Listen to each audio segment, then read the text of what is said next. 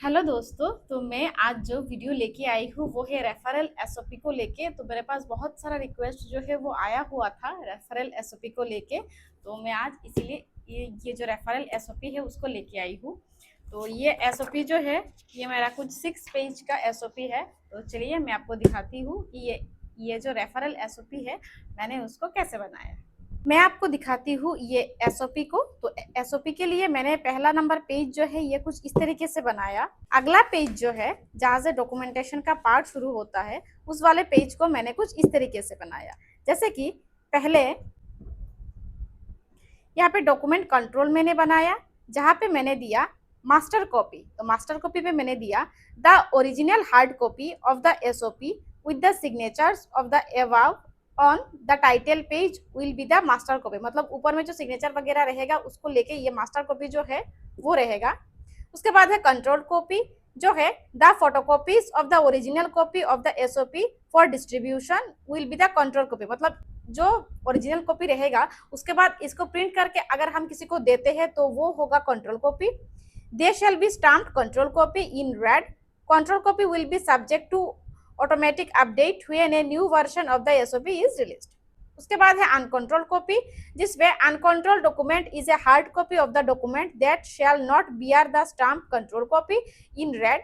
Uncontrol copy shall not be subject to automatic update when a new revision is release. उसके बाद है distribution list of the SOP. तो distribution list of the SOP में जैसे कि the control copy of the SOP bearing in red stamp control copy will be distributed to the following designated persons. जैसे कि एक मास्टर कॉपी जो है वो एचडब्ल्यूसी पे रहेगा, जहाँ पे जो जैसे कि ये मेरा मास्टर कॉपी है ये एचडब्ल्यूसी पे रहेगा। और कंट्रोल कॉपी मतलब इसको हम लोग प्रिंट आउट करके या फिर जेरोक्स करके जो बनाएंगे उस पे रेड कलर से लिखा होगा कंट्रोल कॉपी सील, मतलब रेड कलर का स्टाम्प होगा जहाँ पे कंट्रोल कॉपी लिखा होगा।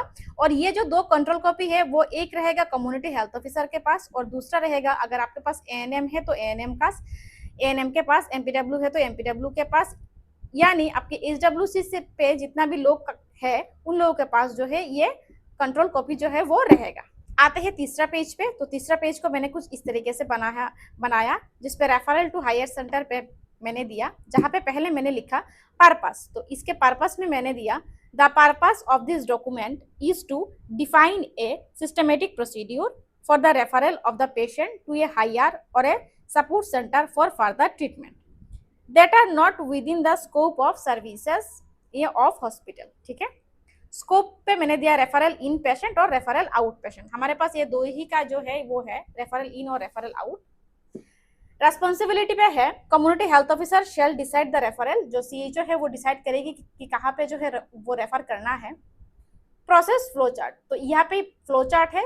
इस फ्लो चार्ट में सीएचओ इन्फॉर्म, जो कम्युनिटी हेल्थ ऑफिसर है वो इन्फॉर्म करेगी एएनएम एपीडब्ल्यू को about referring the patient out. मतलब कौन कौन पेशेंट को जो है वो रेफर करना है वो सीएचओ एएनएम एमपीडब्ल्यू जो है उनको बताएगी। ANM MPW informs relative of the patient के रिलेटिव्स को जो है एएनएम एमपीडब्ल्यू जो है वो इन्फॉर्म करेंगे। CHO liaises with receiving hospital. ANM MPW informs ambulance. ANM और एमपीडब्ल्यू जो है वो एम्बुलेंस को इन्फॉर्म करेंगे। Patient is transfer to higher centre. उसके बाद एम्बुलेंस को इन्फॉर्म करने बाद पेशेंट जो है वो ट्रांसफर होगा हायर सेंटर में। नीचे है प्रोसीड्यूर। तो प्रोसीड्यूर को मैंने कुछ इस तरीके से बनाया। Patient who are brought to the AAM are treated in the emergency room. ठीक है, मतलब जो पेशेंट को एचडब्ल्यूसी पे लाया जाएगा उनको इमरजेंसी रूम जो है वहां पे ट्रीट किया जाएगा, जिसका रेस्पॉन्सिबल पर्सन रहेगा सीएचओ एएनएम एमपीडब्ल्यू। उसके बाद if the patient condition is such that is beyond the scope of the hospital and the patient needs to be immediate transfer to the higher medical institution the patient is referred out. जो patient को लाया गया है अगर उनको देख के ये लगता है कि ये पेशेंट जो है इमीडिएट ट्रांसफर करने की जरूरत है और उनको हायर सेंटर जो है उसकी जरूरत है तो उनको तुरंत जो है रेफर किया जाएगा। रेस्पॉन्सिबल पर्सन जो है वो सीएच रहेगा। उसके बाद the patient is inform by community health officer to the decision about the referral. जो पेशेंट को जो इन्फॉर्म करेगा वो है सीएचओ। जो उनका डिसीजन जो है रेफरल का वो सीएचओ पेशेंट को जो है इन्फॉर्म करेगी। इसका रेफरल पर्सन जो है, इसका रेस्पॉन्सिबल पर्सन जो है वो सीएचओ रहेगा। ANM MPW informs relative. Same ANM MPW जो है रिलेटिव को इन्फॉर्म करेगा। Prior communication with the referral hospital is to be made by CHO. ठीक है, मतलब जहाँ पे हम लोग रेफर करेंगे वहाँ पे पहले से कम्युनिकेशन जो है वो सीएचओ बना के रखेगी और लिखना होगा रेफरल आउट रजिस्टर में। CHO, ANM or MPW on duty makes a 108 call and requests the call center to provision of ambulance for referral of the patient to higher center. If 108 ambulance is not available, general patient have to arrange their own transport. हम लोग CHO, ANM और MPW जो है वो 108 पे जो है call करके एम्बुलेंस को लाने की कोशिश करेंगे, लेकिन अगर ऐसा कोई दिक्कत होता है कि हाँ एम्बुलेंस का अरेंज नहीं कर पा रहे हैं तो जनरल पेशेंट जो है उनको उनका खुद का ट्रांसपोर्ट जो है वो अरेंज करना होगा। इसके लिए रेस्पॉन्सिबल सीएचओ, एएनएम और एमपीडब्ल्यू है।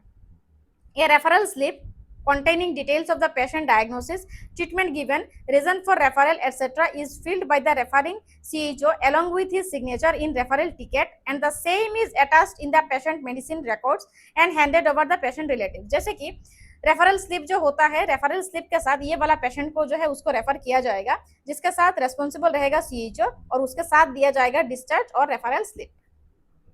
Patient is transported to the ambulance by the staff along with the necessary documents and medicine। ये जो पेशेंट है उसको ट्रांसपोर्ट किया जाएगा स्टाफ के साथ, इसके लिए रेस्पॉन्सिबल पर्सन एएनएम और एमपीडब्ल्यू रहेंगे।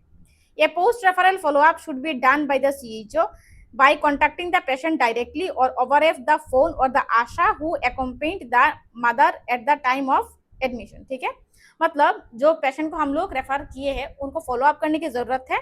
ठीक है, हम लोग डायरेक्ट उस पेशेंट को फॉलो कर सकते हैं या फिर ओवर द फोन उनको बोल सकते हैं या फिर आशा के थ्रू उनको फॉलो अप कर सकते हैं, जिसके लिए post referral follow up register जो होता है वो मेंटेन करना है। एम्बुलेंस सर्विसेज जो है उसके लिए ड्राइवर ऑन ड्यूटी जो है वो रहना है, ये हो भी सकता है या नहीं भी रह सकता है। ठीक है, उसके बाद है रिकॉर्ड्स में जैसे कि रेफरल इन रजिस्टर जो है उनको हमको 10 साल तक जो है मेंटेन करके रखना है। रेफरल आउट को 10 साल तक रिटेंशन पीरियड है। पोस्ट रेफरल फॉलो अप को भी 10 साल रखना है। रेफरल फॉर्म 10 साल रखना है। उसके बाद रेफरल फॉर्म जो जनरल है उसको भी 10 साल रखना है। इस तरीके से बहुत सारा, जैसे कि मेरे पास रेड रेफरल फॉर्म है, ऑरेंज रेफरल फॉर्म है, जनरल रेफरल फॉर्म है, तो इस तरीके से इनको जो है 10 साल तक हम लोगों को पिछले 10 साल तक मेंटेन करके रखना है। उसके बाद यहाँ पे दिया हुआ है कि रेफरल इन रजिस्टर जो है उसको कैसे बनाना है, रेफरल आउट रजिस्टर जो है उसको कैसे बनाना है। उसके बाद यहाँ पे है post referral follow up register, तो यहाँ पे पोस्ट रेफरल फॉलो अप जो रजिस्टर है वो कैसे बनाया हुआ है यहाँ पे लिखा है। नीचे पे मैंने दिया जो मेरा नॉर्मल रेफरल फॉर्म है जनरल पेशेंट के लिए, वो रेफरल फॉर्म का मैंने यहाँ पे पिक्चर दिया। दूसरे पेज पे मैंने यहाँ पे दिया कि मेरा जो ऑरेंज रेफरल फॉर्म है उस ऑरेंज रेफरल फॉर्म का पिक्चर मैंने यहाँ पे दिया, जो रेड रेफरल फॉर्म है उसका पिक्चर भी मैंने यहाँ पे दिया। और इस तरीके से ये जो रेफरल का जो है मतलब रेफरल का एसओपी जो है वो खत्म होता है।